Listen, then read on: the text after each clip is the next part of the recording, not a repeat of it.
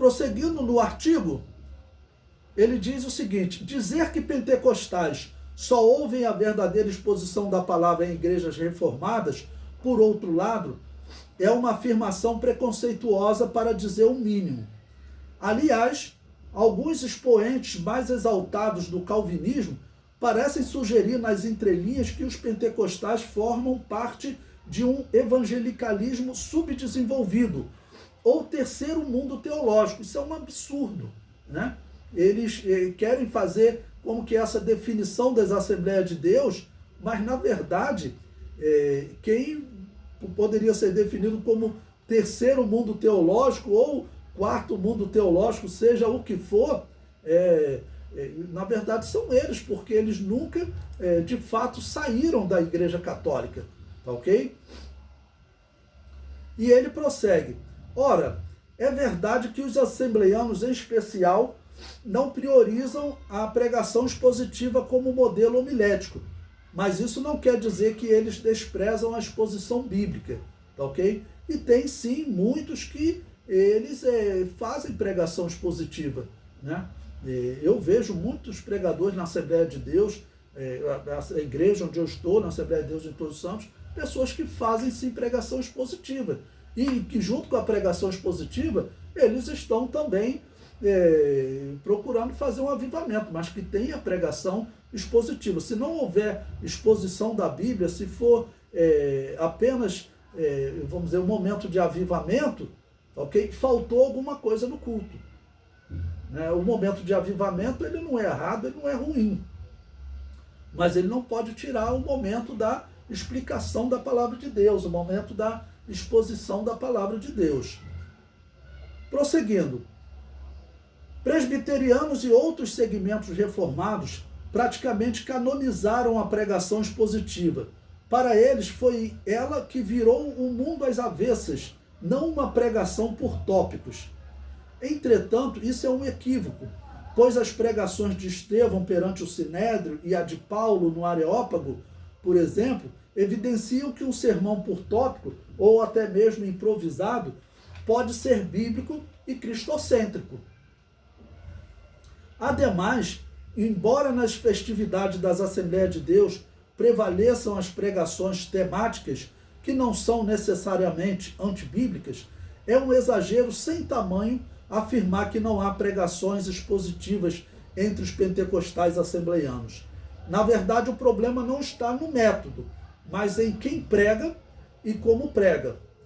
Por outro lado, ainda que no sermão expositivo seja mais difícil haver desvio, há que o pregador fica preso a uma perícope, se este não for fiel ao texto sagrado, dará um jeito de torcê-lo.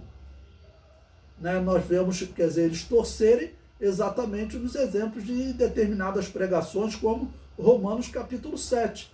Nós estudamos aí na escola dominical, vamos estudar novamente, que eles pregam, né, que a pessoa ela está totalmente corrompida e ela não pode se arrepender, ela só se arrepende se Deus determinar que ela se arrependa. Ou então ela vai ser ateu porque Deus determina que ele será ateu.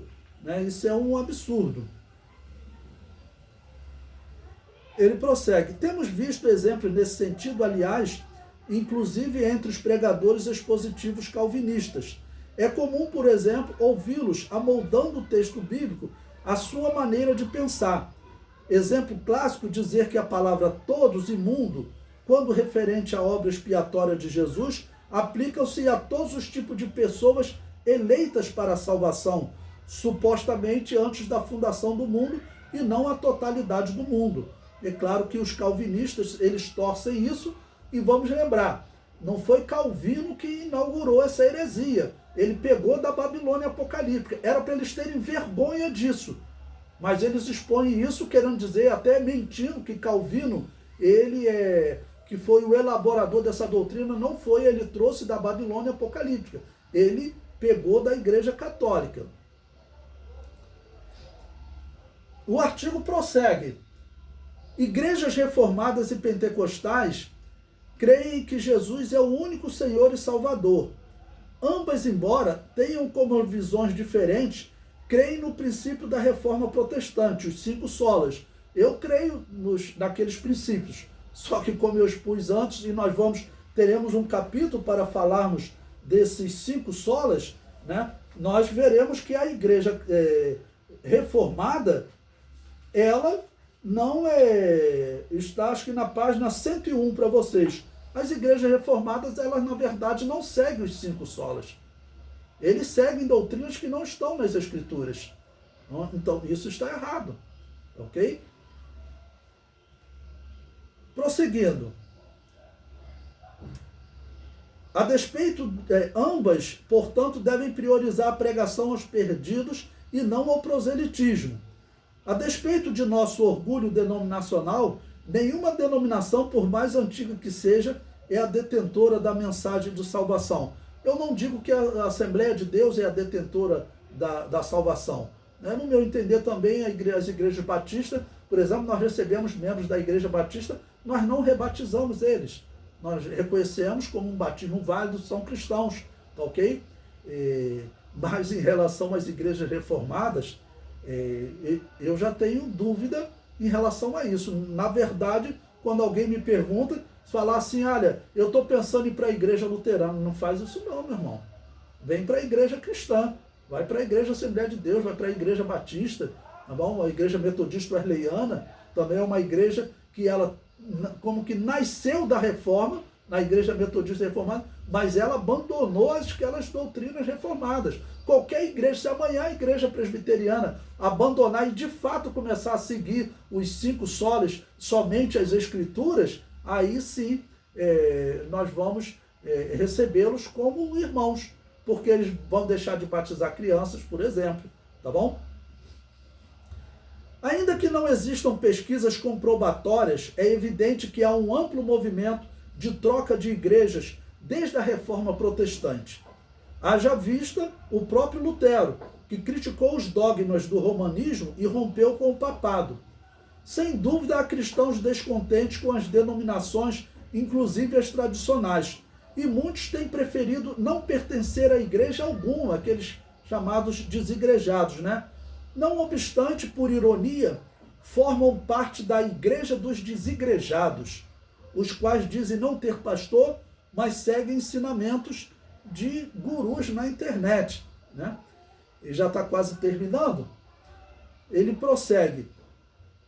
Voltando à afirmação do teólogo reformado de renome, como não veio acompanhada de pesquisa, podemos dizer também o contrário. Alguns expoentes pentecostais renomados têm dito que há uma grande migração de crentes de várias tradições cessacionistas para igrejas pentecostais, justamente porque buscam o equilíbrio entre a pregação bíblica e o poder do Espírito. Afinal, nosso evangelho não é somente em palavras, mas também em poder e no Espírito Santo e em muita certeza. 1 Tessalonicenses 1,5. Finalmente, a bem da verdade, estudiosos da Bíblia têm grande dificuldade de permanecer em igrejas que não pregam a sã doutrina. E nesse caso aqui ele não colocou, mas eu coloco aqui as igrejas reformadas, que não pregam a sã doutrina. Independente do meio utilizado para isso. Fica aqui um alerta para os líderes pentecostais. Se querem que seus membros permaneçam, devem ter uma escola bíblica dominical forte, cultos de doutrina em que se apresente verdadeiramente a exposição da doutrina e etc. Caso contrário, não poderão se indignar contra a migração, ainda que em pequena escala, para igrejas reformadas. E eu digo, não é só para igrejas reformadas não, tá bom? Vai encontrar também pessoas indo para até seitas como a Adventista do Sétimo Dia, Testemunha de Jeová e outros, tá ok?